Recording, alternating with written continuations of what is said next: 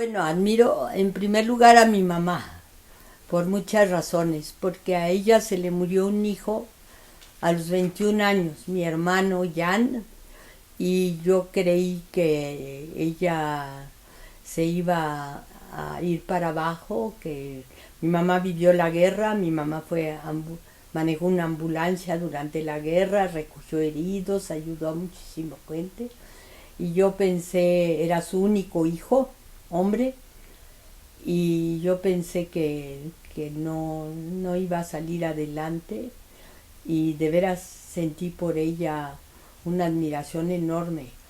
Jamás se quejó, jamás se volvió más religiosa. Es, si antes iba a misa los domingos, empezó a ir todos los días, temprano a las 8 de la mañana. Y yo creo que la religión le ayudó, el tener fe le ayudó a levantarse todas las mañanas y a sonreírles a los demás y a nunca decir, oigan, entonces admiro mucho a mi mamá primero, luego admiro a Rosario Castellanos. Me dolió mucho su muerte prematura en Israel, sola, en una ambulancia, ¿no? Y también ella la admiro, bueno, ella es escritora, pero en general admiro a cantidad de mujeres. Yo admiro muchísimo a Martina, que es de Oaxaca. Martina García trabaja aquí conmigo y siempre me dice, salga a caminar, suba la escalera, baje la escalera, ya es hora de dormir, ya son las 12, ¿qué desayuno? ¿Por qué me dejó el pan? Y entonces siento que tiene esa capacidad de generosidad hacia otro ser humano que ella ha visto envejecer y de cuidar, de amar a otro, pero así en una forma muy, pues que la siento mucho, pongas el suéter, que te ayuda a vivir, ¿no? Que tiene esa generosidad extraordinaria, ¿no? ¿Quién más? Bueno, en general yo soy muy amante de las mujeres.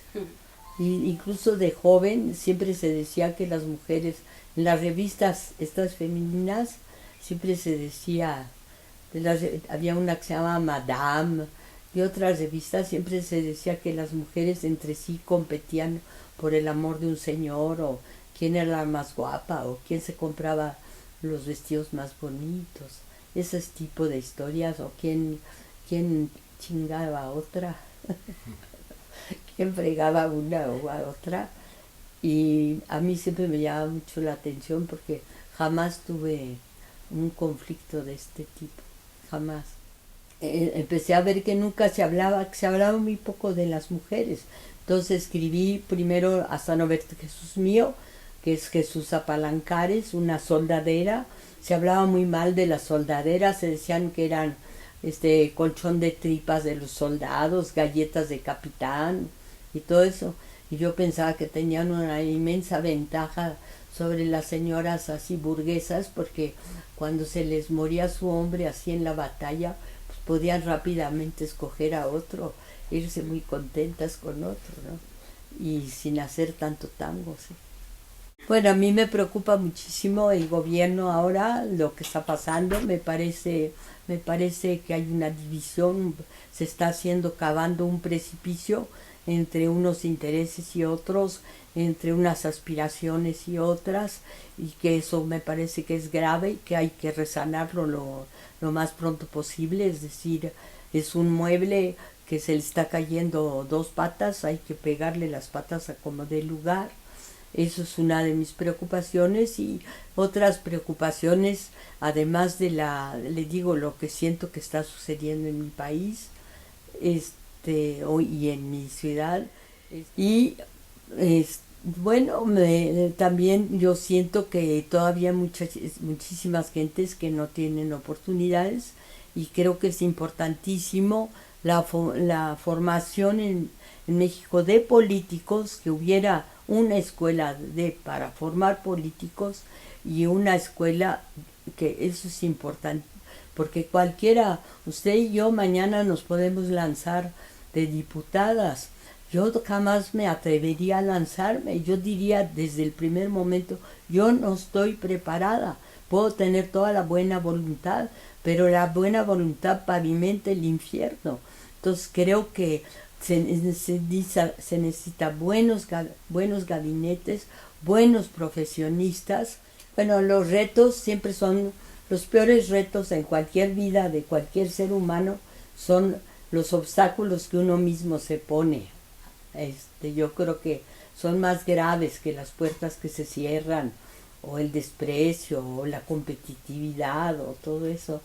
Yo creo que si uno amanece y dice, esto me va a salir mal, no lo voy a poder hacer, pues eso es lo peor, porque entonces a mí lo que me ha salvado es mi inconsciencia total, que yo no me daba cuenta ni a lo que iba. ¿Por qué? Porque venía de un convento de monjas, porque mi educación o mi cultura era una educación extranjerizante, francesa. Yo recuerdo que yo leí un libro en español, yo creo que cuando tenía 25 años, casi 2 años después de hacerme periodista, ¿no? Porque leía en francés, leía en inglés. Entonces estaba en una cultura que no era la de mi país. Yo sabía que existía el Popo y el Ixa, pero toda mi formación era extranjerizante, y cuando empecé a tener maestros tan extraordinarios como Alfonso Reyes, que en vez de enojarse de mi ignorancia o de las preguntas que les hacía, pues no sé, no puedo decir si les caía en gracia, pero había en ellos tal cantidad de bondad que me decía, se viene mañana, le invito a comer y le voy a contar quién era el poeta José Otón. O mañana se viene. Entonces, incluso, por ejemplo, gente como Luis Buñuel, yo empecé a hacer amistad con ellos solamente porque ellos tenían la generosidad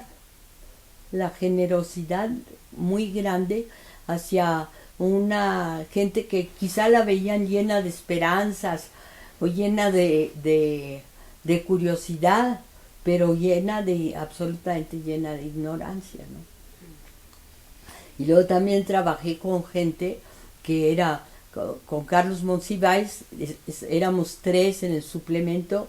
A mí me tocaba hacer las entrevistas, haga de cuenta, yo hacía la obra negra del edificio, y luego estaba José Emilio Pacheco, que era de una enorme generosidad, y luego Monsiváis, que le daba el suplemento cultural, primero en Novedades y luego en El Siempre, pero sobre todo en Novedades, porque ya en Siempre entraron otras personas también, pues le daba una gran alegría.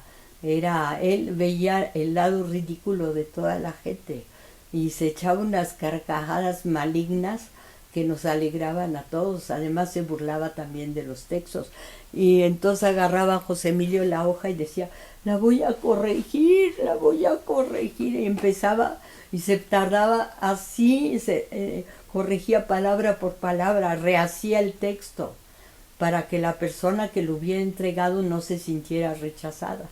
Y mientras tanto, pues Monsiváis al contrario decía, pero tíralo a la basura, eso no vale la pena. Así eran. Entonces yo aprendí mucho con ellos y además los amé mucho. Y mi mayor sorpresa, una de mis mayores sorpresas en esta vida, es que ellos, a quienes yo les llevaba o 10 o 15 años, casi quizá 20, murieran antes que yo. Sentí como que al despedirse ellos me decían, ay, te dejo sola. Me sentí un poco traicionado. Pues disfruto las flores, tengo 10 nietos, uno que se acaba de ir, disfruto, pues disfruto muchísimo mi trabajo, disfruto mis amigos, disfruto a la gente que quiero, disfruto a sus hijos que vayan a seguir adelante. Tengo la fortuna de tener 10 nietos, cada uno tiene una aspiración distinta. Tengo una hija, Paula, que es muy impertinente, que me hace muy feliz.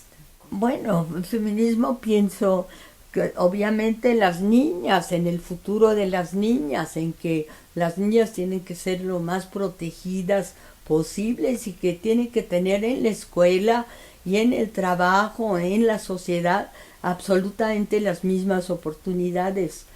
Las mismas oportunidades que los hombres, porque eso ya lo he dicho y se ha repetido, que la inteligencia no tiene sexo, la inteligencia es. Entonces yo veo que hay muchísimas mujeres que son sacrificadas en aras de su hermano, porque siempre el papel que se le va a dar a la mujer es ser la esposa de, entonces eso me parece que está cambiando, que se lo debemos mucho a las luchas feministas, ¿no? Ahora, por ejemplo, lo que me gusta del gobierno que es que ha nombrado Raquel Serur, por ejemplo, es nuestra embajadora en Ecuador, donde hay problemas sociales ahorita graves y hay mujeres en el gabinete, hay muchas mujeres economistas.